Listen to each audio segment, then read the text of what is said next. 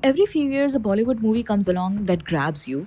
Dhurandhar is one of those. For many in Karachi, given how rarely we see our city portrayed on screen, especially its underworld, wo bhi le aari, this film was just pure entertainment. Welcome back to the channel. From the very first frame, you're thrust into Mumbai torn apart by gang wars, a brutal, unforgiving world. Then, out of nowhere, Karachi and wo bhi le aari. Karachi versus India, guys. The film follows Hamza, played by Ranveer Singh, a covert Indian agent sent deep into the heart of Karachi's underworld, the notorious Liari gang war zone, under a secret operation Dhurandhar. His mission: Liari में जाकर mafia don के terror operations और उनके networks को खत्म करना. As Hamza becomes entangled in the brutal world of violence, loyalty tests, betrayals, and moral dilemmas, the film draws you into a bloody underworld. वैसे India को बड़ा ही ऑब्सेशन है अंडरवर्ल्ड से. Akshay Khanna as the gangster, loosely inspired by Rahman Dikait, is the real revelation. He did not overplay. He did not need to. The menace is quiet, the danger in his eyes, and performance? Shandar. Sanjay Dutt, channeling the character inspired by Chaudhry Asam Khan, brings gravitas and moral weight. He felt like a worn-out soldier of the law, one foot on duty, one in grey zone.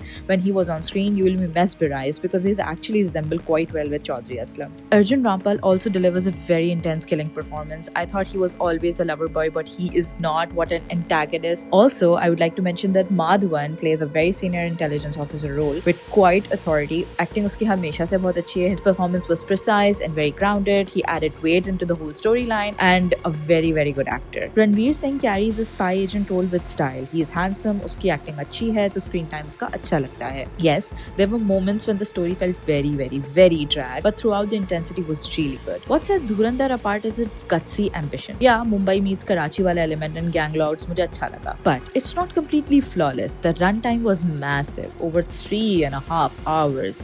एक साथ बहुत सारी stories intertwine हो गई थी, जिसकी वजह से film felt really, really dragged. With so many characters and subplots, it was very hard to connect deeply with characters' arc. Also, this really hits hard for the people from Karachi or Pakistan.